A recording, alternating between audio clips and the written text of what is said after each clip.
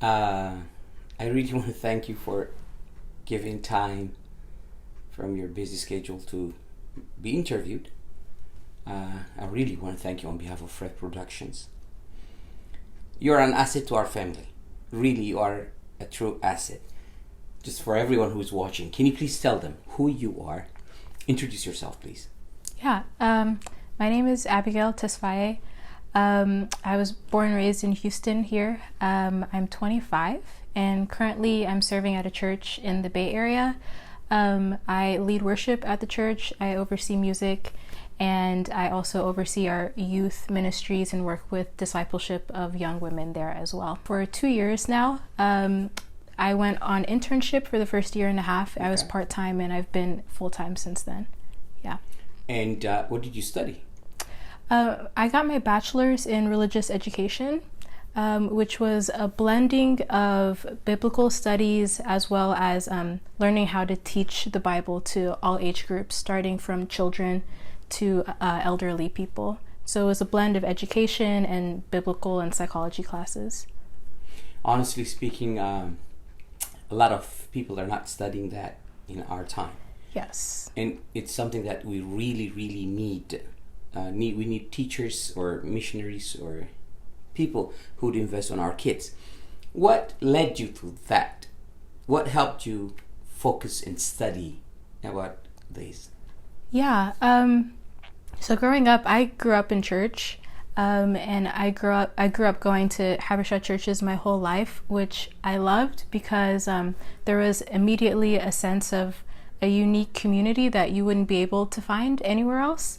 And so I grew up in really great churches, and my family saw that as a priority. And we had really great leaders who were basically like my parents' age.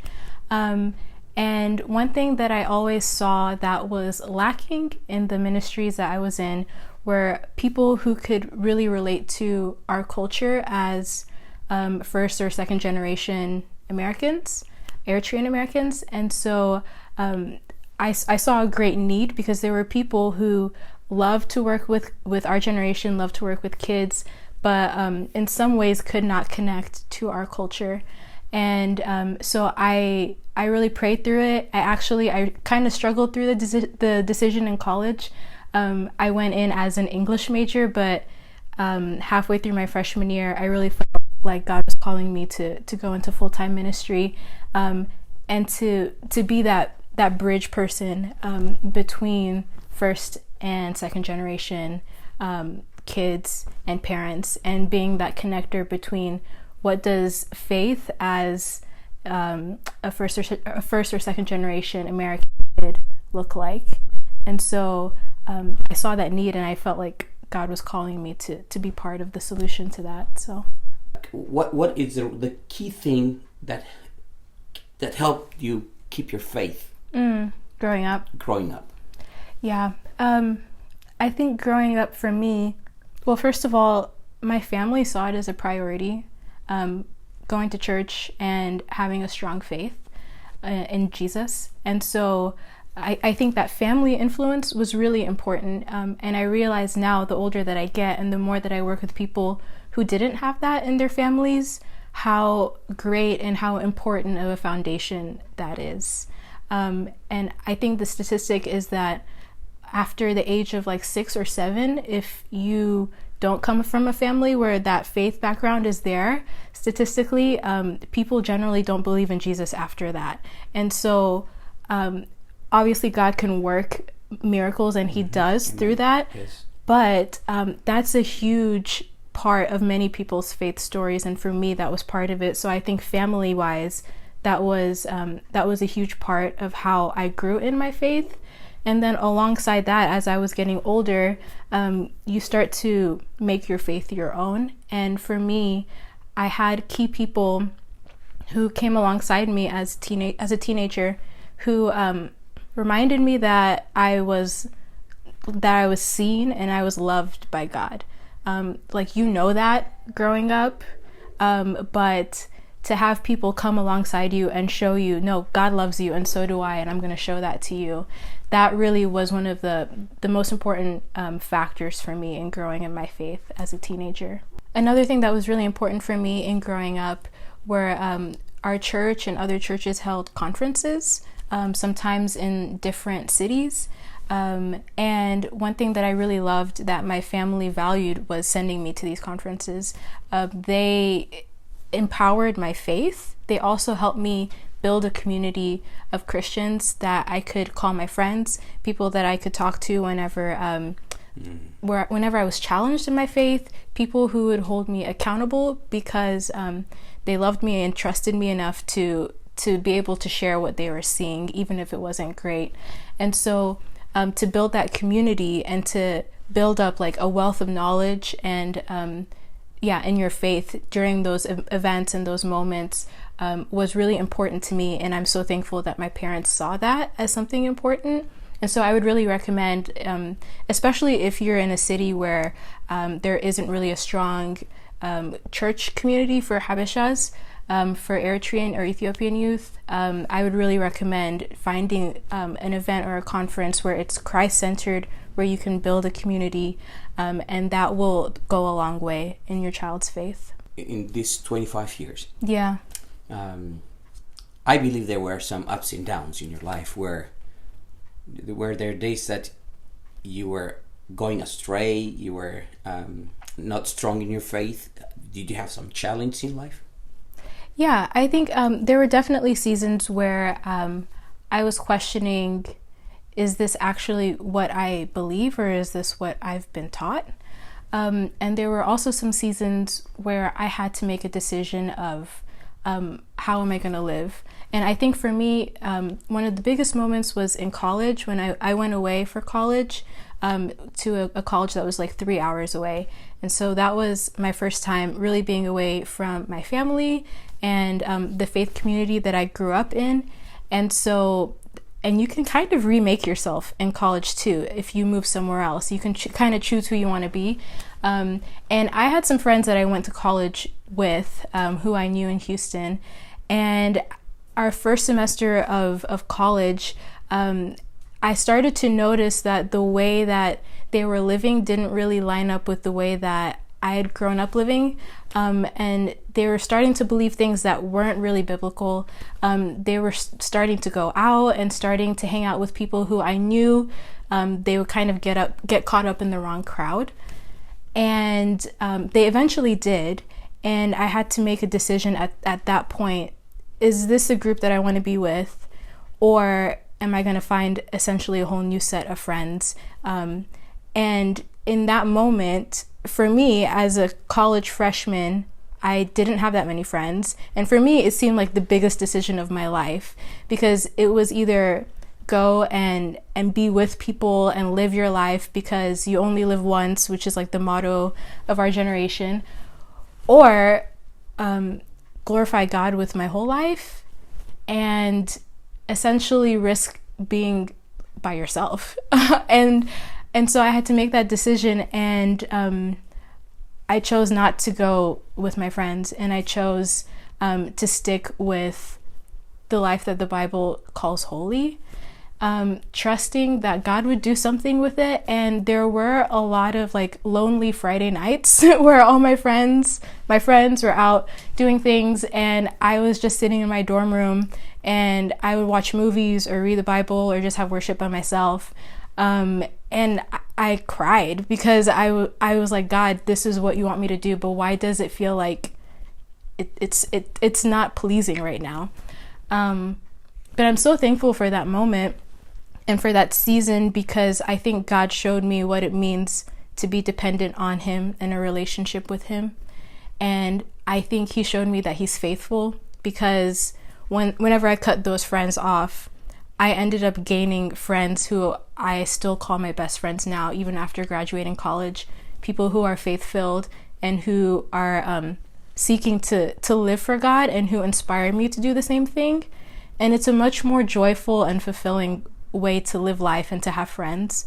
And so there were those seasons where I questioned, is this what I want to be doing? is the way of God actually worth living? And I'm thankful that through the Holy Spirit, like, God sustained me through that. And so to anybody who's going through that, I would say continue pressing on in what you know is true, and God will be faithful. Most young people long for Yeah. to turn 18 and be free. We are raising our kids to 18 in a church.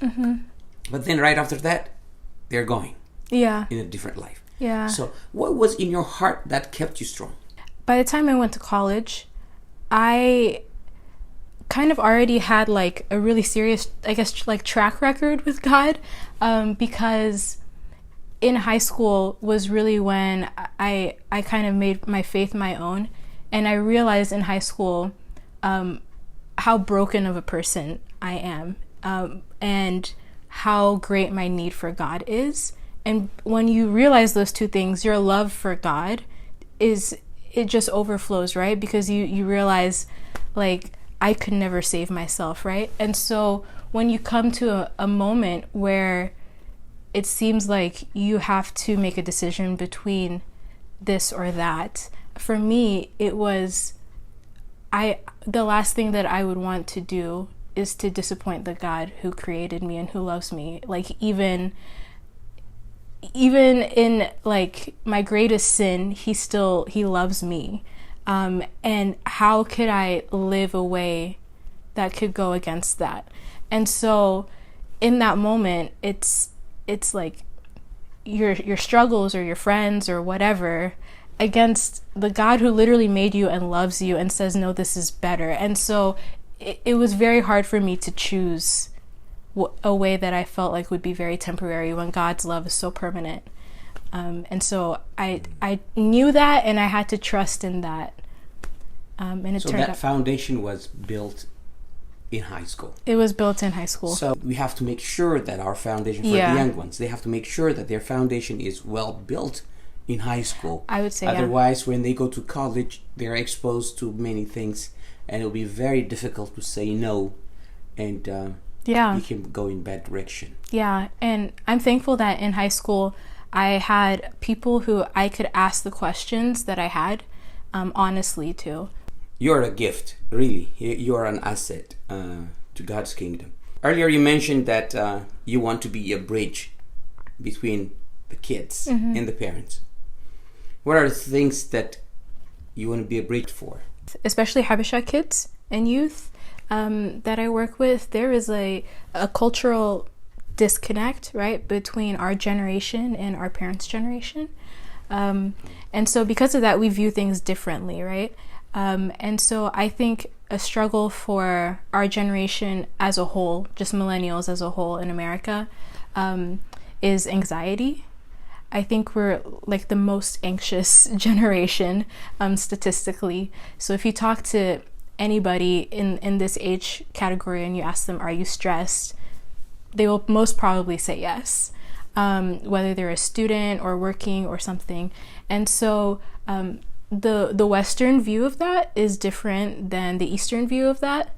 And something that I've been seeing in working with our youth specifically and our young adults in relation to our parents is that it's something that's very hard to explain. And I think that stress and anxiety comes from a worldview that's saying, go, go, go, go. Prove yourself. Statistically, we find our identity in our professional success or in our academic success. And so we're trying to prove basically our worth through that, I think, as a generation. And especially with social media, that is something that is so embedded in our lives now. Like we probably don't remember a time when it wasn't this big of a deal. Like it's part of our lives. And so with that, we're constantly seeing what other people are doing and the things that we should be doing, right? And so with the pressures of this world and just the wanting to prove ourselves and wanting to be great, and also sometimes hearing from parents, oh, you should be a doctor or a lawyer, or we want you to be successful, which are great things. sometimes it takes the place of finding our identity in Christ, and we strive to find it in what we do. And I think that has made us a very anxious generation. And anxiety comes in different forms, and it looks different for different people. And sometimes it's a real medical issue. And sometimes it's seasons that we go through. But I know that talking to our youth and young adults, that's a very prevalent thing. And it's something that is a struggle to communicate to other cultures or other generations. Anxiety could lead even to a very serious destruction. I know you counsel a lot of people. So what have you seen that could have been done to avoid this anxiety? From a parent's side, from the youth side, whatever comes to your head. This goes on both ends for parents and youth. When we have conversations, I think we need to do a better job of listening. Sometimes I feel like we're in a conversation with somebody and they're trying to share what is truly going on. But because of maybe fear of what's going to happen, or just really not taking the time to pause and to listen, we don't really understand the heart of that person or really understand what's going on. And sometimes we listen just to say something back and not really to understand. And that goes like both ways.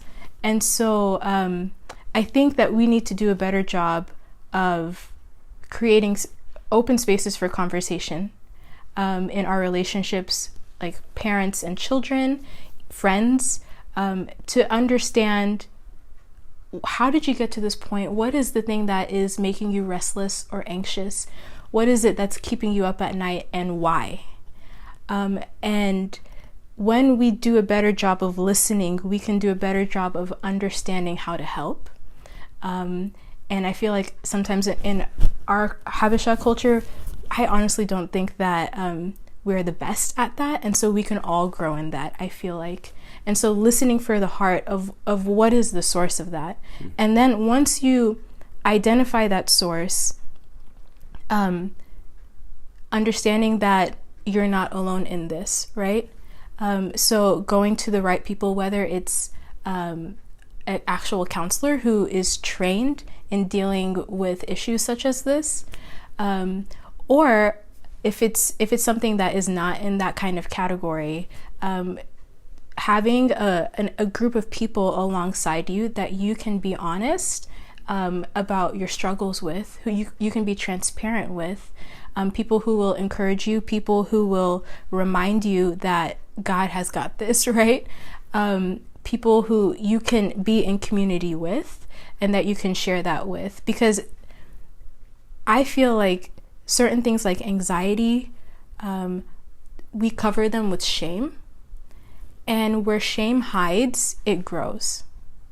And the only way that we can keep it from doing that is to bring it into the light and to share it with other people. And when you see that, there is no way that shame can grow in the light, because you're surrounding it with people who are saying, it's okay, we understand, we're here with you. And that is when you can really tackle and identify the source.